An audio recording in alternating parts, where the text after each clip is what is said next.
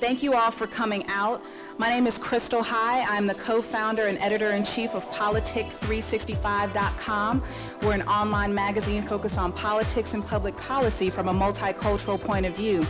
So we're really excited to be here with you guys today because we really wanted to take this opportunity to reach out to students and find out what you all are thinking headed into this election season. You know, there are a lot of issues on the table, and there are a lot of people, especially up in Washington, D.C., around the Beltway, kind of pontificating about what they think students want and need and are interested in. And so Politic 365 launched what we're calling the Voice Your Vote campaign, and we're looking at this as an opportunity to really talk to students and find out firsthand what you're concerned about, what are the issues that are most pressing to you. States like our own state here have undergone some changes as far as district making. And there's another, Joe brought up a theorem. I'm going to bring up another one. In 1957, the median voter theorem, that's dead. Because the fact of the matter is, it doesn't matter if you're the median voter, your general election has already been decided because of the primaries and because of 60% safe districts. When are we going to see other states take the initiative, and when are we going to see their courts step up and allow us to stop gerrymandering?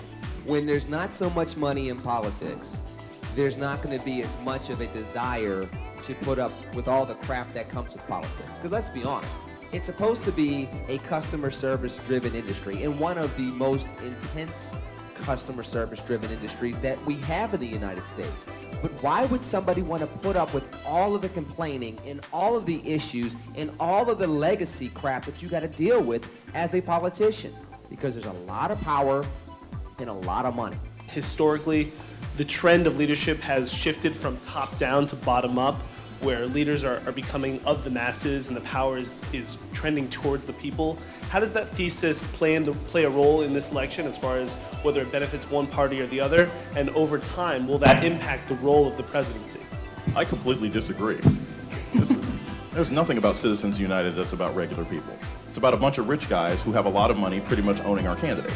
So no, we are not under any circumstances moving to a place where leadership is coming more from the people. All that tweeting, all that text messaging, it's fine and it's wonderful, but it doesn't matter until you knock on doors and people get afraid of you. I think the opportunity, students have a lot of time in their hands and they can be innovative and create new ways of getting their message and ideas across and ultimately, you know, make something happen that's towards the benefit. As been said before time and time again, we're at a crossroads this election. And I think it's important for us as students to constantly, as I was saying before, constantly challenge what you've been told from the media outlets, from these bigwigs, constantly challenge that. And don't be afraid to support and research a different point of view.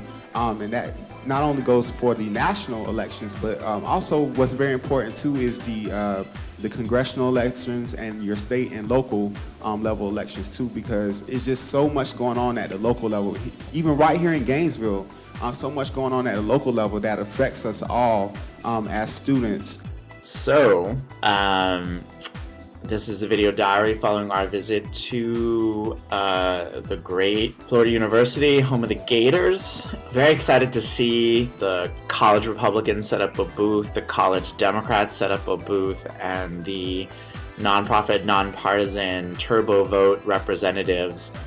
Again, the one area of improvement I would say is, you know, we continue to have panels that are mostly populated by men, and while it's great to have Crystal as a moderator, and obviously our partners have done a good job of populating the room with women, you know, I think it says something when you have a panel of all men that purport to be the experts on everything and the ones that are going to lead dialogue or answer questions and ultimately get the most time to talk. So, you know, hopefully that irony isn't lost on the women in the room, and they will consider putting themselves on panels and convening their own panels, and hopefully take the next step and become leaders of nonprofit organizations, of businesses, and leaders in elected office. So, how is someone who's not a poli-sci major or really involved in student government supposed to know and have that legitimate information? I mean, we're trying to be involved in, but when it comes to the campaign, that's the most unappealing factor, I think.